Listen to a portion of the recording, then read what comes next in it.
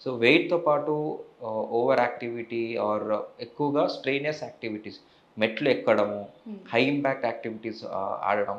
దీనితోటి joint మీద ఇంకా loading stress పెరిగి ఇంకా ఫాస్ట్‌గా అరిగే అవకాశం ఉంటుంది.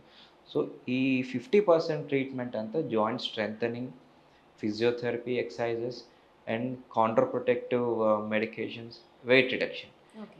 అండ్ అగైన్ జాయింట్ సప్లిమెంటేషన్ ఇంకా ఎక్స్‌ట్రా అంటే calcium, vitamin D, okay. Magnesium ఇవన్నీ ఉంటే చాలా మందికి ఎర్లీ స్టేజెస్‌లోనే మనం పెయిన్ ఐడెంటిఫై చేసుకొని, ఇవన్నీ ప్రికాషన్ తీసుకుంటే పెయిన్ రాకుండానే ఉంటుంది. ఓకే.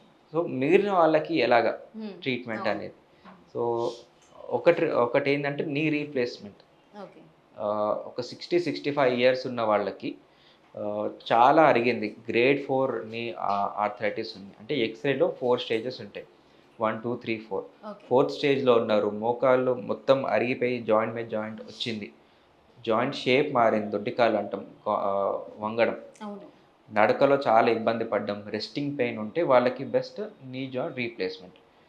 దాంట్లో కూడా నీ రీప్లేస్‌మెంట్‌తో పాటు జాయింట్ స్ట్రెంథెనింగ్‌కి ఇంజెక్షన్స్ గానీ, ఆర్ టెరిపారాటైడ్ గానీ, డోనోసెవాబ్ ఇంజెక్షన్స్ ఆర్ జోలోనిక్ యాసిడ్ ఇంజెక్షన్స్ అవి చేసుకుంటే జాయింట్ దృఢంగా ఉంటుంది. అయ్యే సర్జరీ కూడా సక్సెస్ రేట్ ఇంకా ఎక్కువుంటుంది.